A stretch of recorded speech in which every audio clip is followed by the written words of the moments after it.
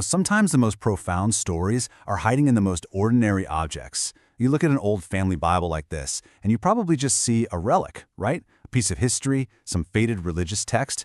But what if I told you it's actually a piece of technology, one that holds a paradox that's been 6,000 years in the making? Okay, let's get into this. So this Bible right here belonged to a family starting way back in the 1820s. Just look at it. The pages, that dense text, it's so much more than just scripture. This thing is a time capsule. It's a snapshot of a completely different reality, a world that was running on a totally different operating system. And when you learn how to read it, not just the words, but what it did, it reveals something absolutely incredible. And that is the absolute key. Forget thinking of this as just some book you take to church. For the family who owned it, this Bible was their all-in-one device. It was their Google, their calculator, their legal archive, their connection to a shared network of information. It was literally the central database they used to navigate their world. So let's really unpack that idea. How can a leather-bound book from the 1800s possibly work like a smartphone? Well, it turns out this National Comprehensive Family Bible, was specifically designed to be the complete operating system for a household. It managed everything, from their souls to their money. Okay, so check this out. The functions map almost perfectly. Your phone gives you access to a single global time system, right? Atomic time. This Bible ran on what we can call breathing time, where hours literally got longer in the summer and shorter in the winter, tying your life to the sun. Your phone has a digital wallet. This Bible had trading tables and currency converters built right in. And your digital profile, all your data in the cloud, that's just the new version of the family register, where births, deaths, and marriages were handwritten. For many, that was the only official record that they even existed. Let's dig a little deeper into the apps inside this thing. Because this is where you start to see that for our ancestors, faith and finance weren't two separate things. Nope, they were written in the same book, sometimes on the very same page. But before we get to the apps, you have to understand the worldview. For us, the universe is billions of years old, right? It's vast, it's incomprehensible. But the world of this Bible, it was knowable. It had a clear beginning, a fixed timeline, and an expected end. Everything could be counted, everything could be measured, from the words in a chapter to the age of the earth itself. And this just says it all. Right here, at the top of the very first page, Genesis, it gives you a date, BC 4004. Not an estimate, not around then, a precise calculation, based on the Ussher chronology, which literally counted up all the generations in the Bible to find the exact moment of creation. So for the family reading this, the entire universe was less than 6,000 years old. History wasn't some deep mystery, it was just a number. So in a world that you can actually measure, you're going to need practical tools. This Bible wasn't just for praying, it was the household's go-to source for everything.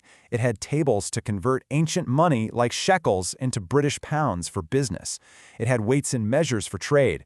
It had maps, and most important of all, it had those blank pages that served as the family's official legal registry. This was the interface they used to deal with reality. Okay, this is where the story just goes into hyperdrive. Using the family's own handwriting, we can watch one of the most ridiculously fast technological sprints in all of human history.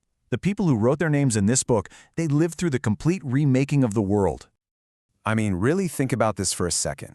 George Bartlett was born into a world lit by whale oil, where you made fire with flint and steel.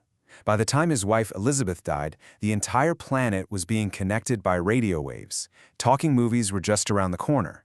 A single human life spanned a technological jump that's almost impossible for us to even wrap our heads around. They literally witnessed the birth of the modern age. But in that incredible story of progress, something important was lost. There was a turning point, and it's hidden right there in the final entries of this Bible. It's the moment our whole perception of reality got permanently rewired. It's when we, as a species, made a trade without even realizing it. We gave up the sun in exchange for the clock.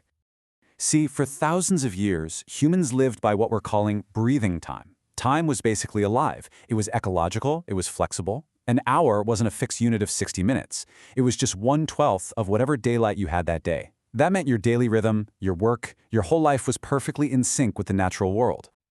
Okay, lock this year in your head, 1924. This is the year the very last entry is made in the Bartlett family register. It marks the end of their story in this book, but it also marks the end of an entire way of being human. And here it is. This is the hinge point of history, hiding right here. The very same year that the death of the last family member who lived by breathing time is recorded in this Bible, the BBC broadcast the pips for the first time. That's the birth of standardized, mechanical, global time. The moment local sun-based time died and universal, machine-based time was born, and the craziest part, no one even noticed it was happening. Okay, so that brings us to the final, most mind-bending connection of all. A perfect, almost poetic loop that's hidden in the numbers that bookend this whole story. And I promise you, this is where it gets truly weird.